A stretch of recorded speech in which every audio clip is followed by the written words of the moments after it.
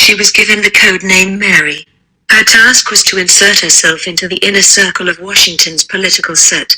She rented an apartment in Wisconsin Avenue and set about infiltrating the embassy party circuit. Miles, according to everyone who ever wrote anything about her, was exceedingly attractive. She was tall, beautiful. To look at her was to be excited. When she chose to, she could make her eyes and shy smile combine to convey an unspoken invitation, one that no man could mistake. According to Pamela Kessler, Miles's method was simple. She slept with as many State Department, Defense Department and White House aides as she could. The KGB had a name for a woman like her: Swallow. The Swallow's Nest is her apartment, usually equipped with cameras and recorders. Her male counterpart is the Raven.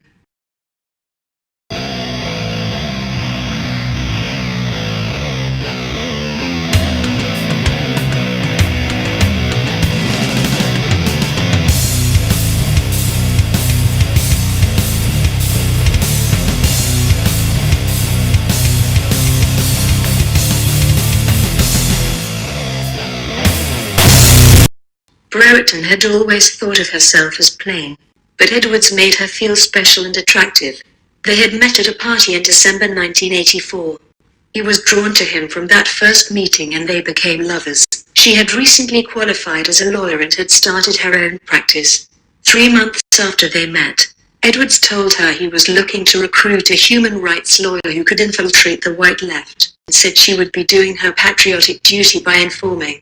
I just blinded myself to his occupation, and because I was in love with him and spellbound by him I agreed to become an agent. Brereton was given the key to a safe house in Humewood where she and Edwards conducted their affairs, both undercover and under the covers. It was exciting and thrilling, and Brereton was mesmerized by Edwards. They say power is an aphrodisiac, and I'm afraid that was true in my case.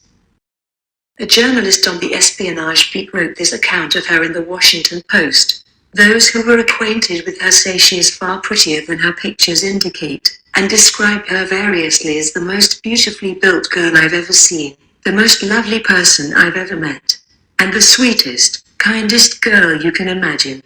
Tall, blonde and wiggly, she wore miniskirts and low-cut dresses, liked to sunbathe on the roof of her 10-story apartment building in a bikini, and captivated men and women alike with her bubbly personality. She took your breath away. Cherry was shocked, absolutely completely shocked, that the solid, diligent and committed human rights activist, who was the go-to lawyer for people harassed and victimized by the police, was in fact a spy. Brereton had been part of her circle, and had a reputation as a fighter for the rights of the oppressed. It had never crossed my mind that Vanessa was a spy.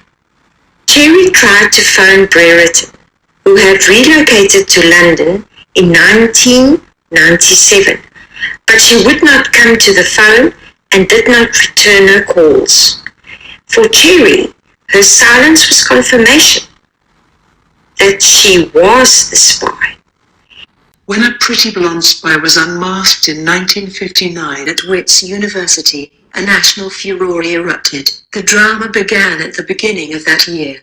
The recently elected Student Representative Council president learned via Pillow Talk that Priscilla Lefson, a part-time model who had just graduated with a BA degree, had been receiving payments from the police in return for information about student political activity at Wits. Schindler's informant was his girlfriend, a close friend of Lefson.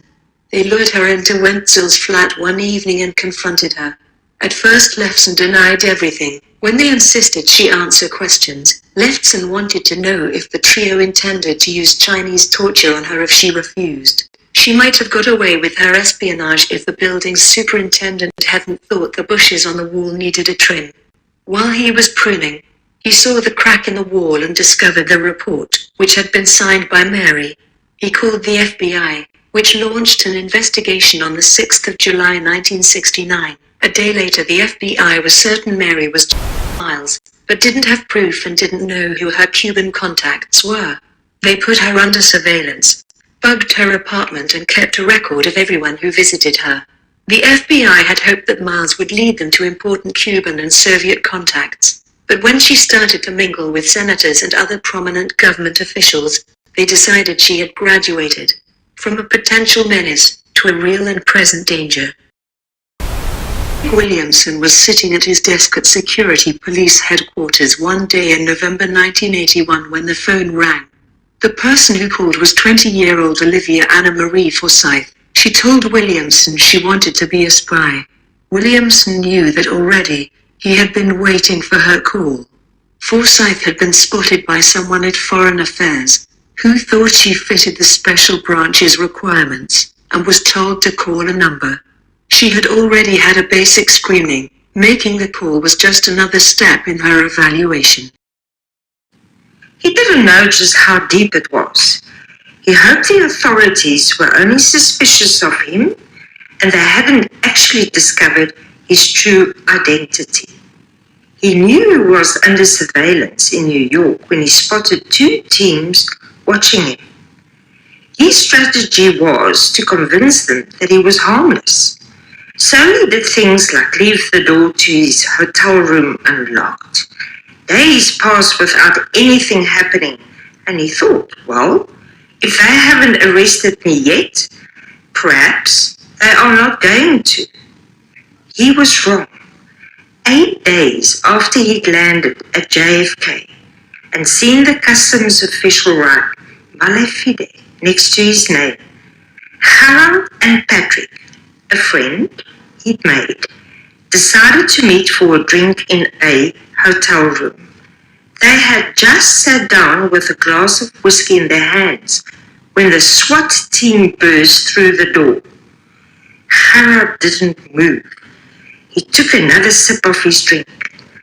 The thought flashed through his mind that this was probably the last drink he would ever have.